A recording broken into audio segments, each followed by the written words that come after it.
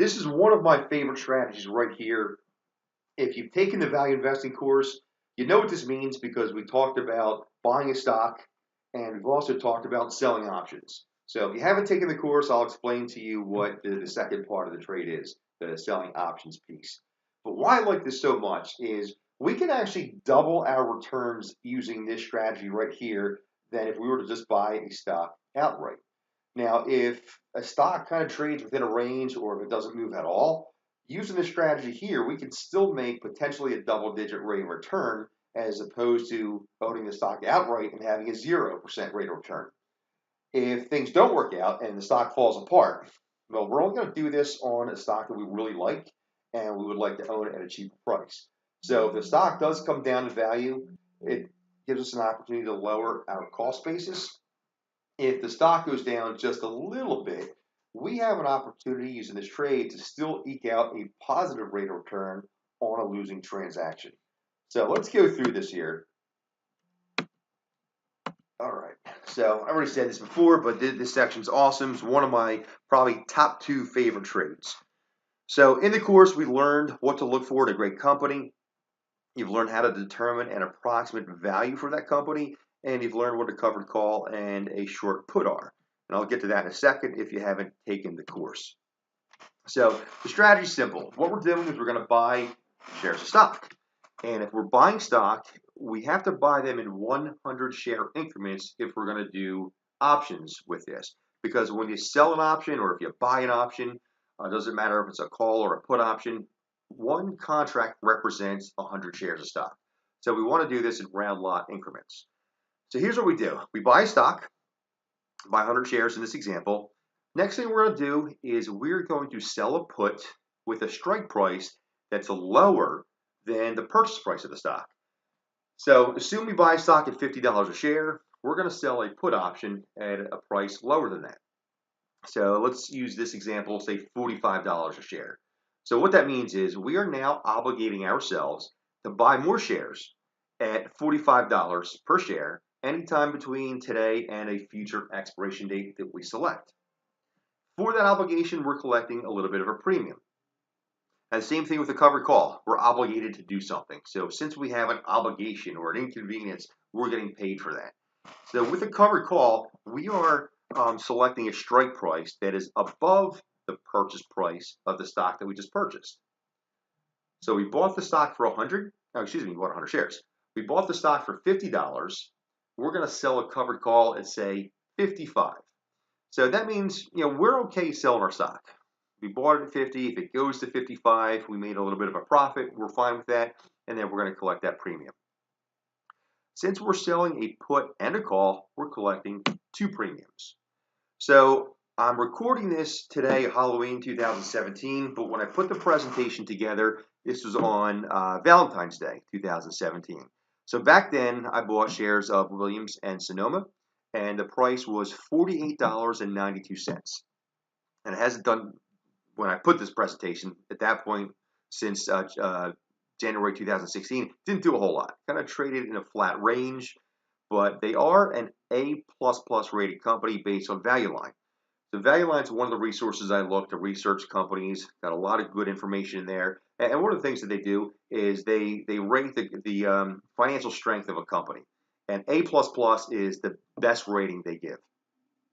Now, a couple other resources that I use to get target prices. So Morningstar, if you go on there under the paid subscription of Morningstar, they'll tell you what their 12-month potential stock price could be.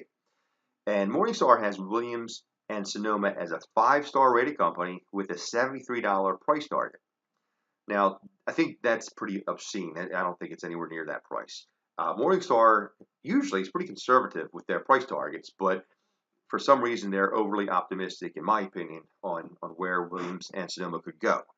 Now, all of the calculations that I've done, as well as the target prices that I got from Value Line, TipRanks, Yahoo Finance, and S&P Capital IQ, all of our ranges were between $52 and $57 a share. So I'm going to go with that for a potential price target. So using those price targets, we're looking at a company that is potentially 6.2% undervalued on the conservative end and as high as 16.5% on the high end. So it's definitely not a great margin of safety. It is a good quality company, but I'm not going to load up the truck and buy a bunch of shares because it's not cheap enough. So when a stock isn't cheap enough, there are ways that we can create that margin of safety, one of which is selling a put option at a much lower potential price. So here's a strategy we can use on a solid company. Even though it's not quite at a large margin of safety, it's still a pretty decent, solid business that I wouldn't mind owning for the long term. And the other time I'm going to use this is on a stock that I already own, but it really hasn't moved a whole heck of a lot in quite a while. So here's how this example looks. We're buying 100 shares at $48.92. So that's going to cost us $4,892. Next, we're going to sell a put at 45, and that's going to obligate us to buy more shares at 45 if the stock falls down. And we're going to obligate ourselves to buy more shares, sell our shares if it goes to 55 or higher. So we're going to buy more shares if it falls. We're going to sell our shares if it goes up. And this trade, we're going to put this on for a 6-month expiration date. So this is a chart that I got from TD Ameritrade's Thinkorswim software, and this shows you all the premiums you're going to collect for the different strike prices. So where the red arrow is, that is a potential price of $45 a share for the put option. So if we have to buy the stock at $45 a share, we're collecting $2.80 for that obligation, and then for the $55 strike price on the call, we're going to collect $1.75 for the obligation. So we collected $2.80 and $1.75, but since one option contract represents 100 shares of stock, we're actually bringing in $280 for the put and $175 for the call. So we spent $4,892. That was the cost to buy the shares, and we're excluding commissions on this. And then we also brought in some premiums. So that brings a total cost for the trade from $48.92 down to $4,437. So there's 3 ways this trade can go. Best case scenario is if WSM closes above 55. Now, it doesn't matter if it closes at 55 or 105, we still made our max profit. We can also have a second case scenario if its stock doesn't move flat, and the worst case scenario is if it goes below 45. So here, the best case scenario is if WSM closes above 55. Now, if that happens, we keep both premiums, but the call option will be exercised. So that means since it went above our strike price of $55 a share, we are obligated to sell our 100 shares of Williams and Sonoma. And we have to sell it at that price of 55. So the proceeds are $5,500. So they pay a dividend of $1.48 a share. Now we had the trade on for 6 months, so we're going to get half of that dividend. So that's another $74. So now the net proceeds are $5,574. So the total cost of the transaction was $44.37, which left us with an $1,137 gain. So $1,137 divided by $44.37, that's a 25.6% rate of return. And you could also calculate it this way. Take the net proceeds of $5,574, divide that by the total net cost of the trade, same thing, 25.6%. And that was only in 6 months. So we could have potentially made a 51% if you annualize that out, or if you select longer term options. So if we did not do the transaction and we just held on to the shares without selling the puts or the calls and without collecting those premiums, we would have made a 12.4% rate of return. So that's almost 25% annualized out. That's quite a rate of return also. I'd be happy making 25%, but it's less than half the return that we earned by putting this trade on. So that was the best case scenario. Let's take a look at another one. Now, what happens if the stock doesn't move at all?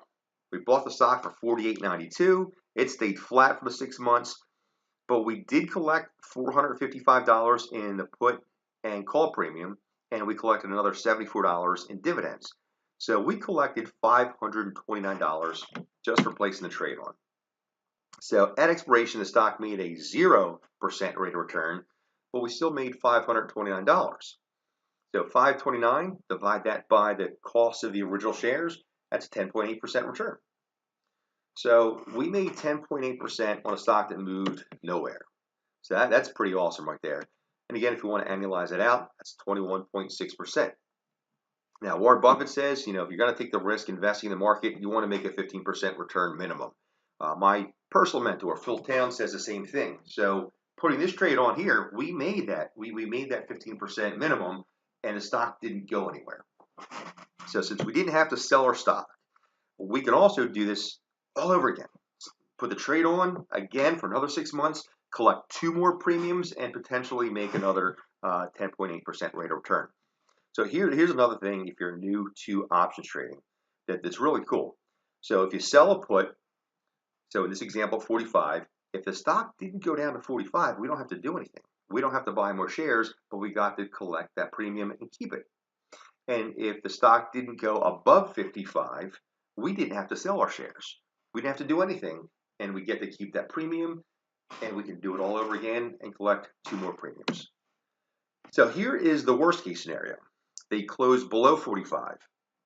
So the 55 options expired worthless because the stock didn't go up to 55. We didn't have to sell our shares. So they expired. We got to keep the premium. We still own our original shares at $48.92. And we also collected 74 dividends. So the puts got exercised. We have to buy another 100 shares. But instead of buying it at $48.92, we buy them at 45. So now we own 200 shares with a reduced cost basis. So the $44.37 was the original cost minus the dividends, plus $4,500 for the new shares. Now I said that the original cost was $48.92, but I didn't include the premiums we collected the first time. So the original cost is $44.37 minus the dividends of $74, plus we shelled out another $4,500 for the new shares. So divide that by 200, which is the number of shares we now own. Our total cost basis is just $44.31 on a great company that is worth probably between 52 to 57. So the worst case scenario lowered our cost basis by 9.5%. So that's not a bad deal either.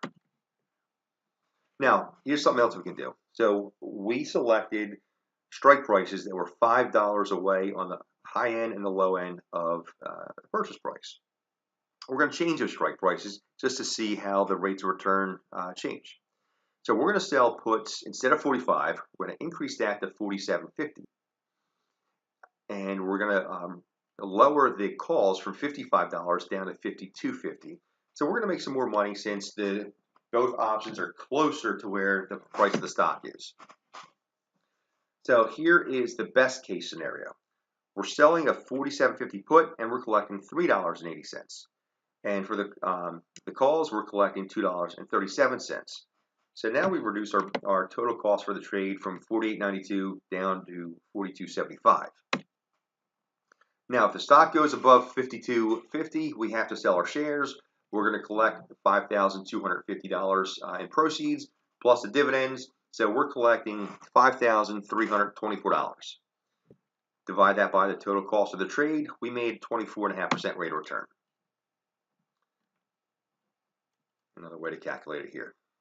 All right, the stock goes nowhere. We still keep the put premiums, and that totaled $691. So the final position is the proceeds. The total cost is $48.92 without collecting the premiums. The stock went nowhere. We collected $691 in the dividends and premium proceeds. So we made 14% on the stock that didn't go anywhere for 6 months. And again, that's 28% if you annualize that out. That is pretty awesome. Stock didn't go anywhere, and we're making a phenomenal rate of return. Once again, since we didn't have to buy or sell more shares, we didn't have to do anything. We got to keep those premiums. We got to keep the stock, the original shares, and we can do this all over again and collect more premiums and increase our rate of return. And now's the worst case scenario. So the stock closes below $47.50. We got to buy more shares now. So 100 shares at $47.50. That totals $4,750 that we need to come out of pocket. So the cost basis now is $4,750 plus the original cost basis of $4,275, and then we also collected the dividends. So now the total cost basis is $8,951. divide that by 200 shares. Our cost basis is $44.75, which is lowered by 8.6%. So worst case scenario, we still own a great company. We bought more shares and we lowered our cost basis by 8.6%. Now let's say the stock went to $47.50 the day it expired. We could sell the shares right away and we could still profit from that trade. So the proceeds of 200 shares at $47.50 is $9,500. Total cost basis for buying the 200 shares was $89.51. So we made $549. Not a great return, which is 6%, but we made 6% on a losing trade. So not a bad worst case scenario. So I'm going to do it one more time. And I say, you guessed it, Disney. If you haven't taken the course, every one of the valuation calculations that we go through, I use Disney as an example. Amongst other companies, but I use Disney a lot in my examples because it's one of my favorite companies.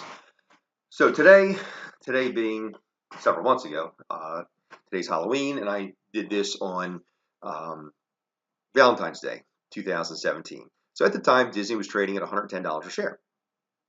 And I selected a strike price that was $5 away from the current price of the stock. So we selected the July 17 expiration, which is just 5 months away. And when I put the trade on, the August option wasn't yet available on Thinkorswim. So what we did, we collected 2 premiums. $105 put gave us $3, and by selling the 115 call, we collected a little less than $3 a share. So what this chart shows you here, we have the ticker symbol of Disney up here in the left corner. Right below that on this screen, this is the Thinkorswim chart on TD Ameritrade. On the left side, you have the calls. On the right side, you have the puts. So all the way down here is what we're collecting to sell the call, expiring here July 2017 at this strike price. So the $115 call option expiring July 2017 is going to give us $2.87. And for the put, we're collecting $3.01. All right. Best case scenario, Disney closes above 115. If that happens, we keep both premiums, 301 and 287. But the call is going to be exercised, and we'll have to sell our shares at $115 a share. So that's going to give us proceeds of $11,500. They pay an annual dividend. Since we had it for almost 6 months, we're going to collect half, so that's another $71. So the proceeds are as follows. We have $11,571 from the proceeds of Disney. Total cost of the trade was $10,415. That gives us a net gain of $1,156. 1156 divided by the cost of the trade gave us an 11% rate of return. So 11% rate of return just over 5 months. Now, assuming we did not collect that dividend because we didn't have it for the full 6 months, our rate of return would be 10.75 in 5 months. So again, not bad at all. So we collected 21.5% annually. So if we didn't buy the stock, we would have just made a 4.5% rate of return. So 21% versus 4.5%, this trade here is a no-brainer. So Disney goes nowhere. It trades right around 110 for 5 months. We collected $659 from the put and call premium and the dividends. The stock doesn't go anywhere, so we keep the stock. At expiration, the stock made a 0 rate of return, but since we collected $659, we made 5.98%. So not setting the world on fire, but 6%.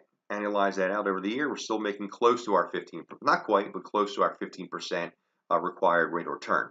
And that's on a stock that didn't move. All right, the worst case, Disney closes below 105. So we won't have to worry about the calls because it didn't go to 115, and we get to keep the premium. Still own our original shares at $110. We collected 71 in dividends. The puts get exercised. Now we have to buy another 100 shares at 105. So that will cost us $10,500. And we own 200 shares now. But again, now after going through this a third time, you understand what happens during the worst case scenario. We reduce our cost basis. So the original cost, $11,003 minus the put options, minus the call option premiums, minus the dividends, plus another $10,500 that we have to shell out to buy more shares. That equals total proceeds of $20,844. Divide that by now 200 shares that we own. That gives us a $104 total cost basis. So we originally bought our 100 shares at 110. Now our cost basis is down to 104. So the worst case scenario, lower the basis by 5.3%. So it's a great strategy to help enhance your returns, especially on those companies that take longer than expected to appreciate. The nice thing about this is that you don't have to do it all at once. So the examples that I gave here, we bought the stock and we simultaneously sold the put and sold the call. You don't have to do that. One of the stocks that I owned, I bought the stock. It didn't move anywhere for a while. So then I sold some more puts, or sold some puts. Then I sold the call a little bit later. So you can do it all at once, or you can leg your way into it if you need to. So I encourage you to run a few different scenarios with different strike prices just to see what can give you the best rate of return. Again, for simplicity, we did these with strike prices that were equal amounts away from the stock. But you can sell a put at the money while a call is further away, or call it out of the money, or vice versa. You run some different scenarios to see what's best for you. It's a very flexible, shorter term trade, and I think this complements a value investor's long-term strategy very well. And as you saw with these examples here, it really is an excellent strategy. Great way to enhance your rate of returns.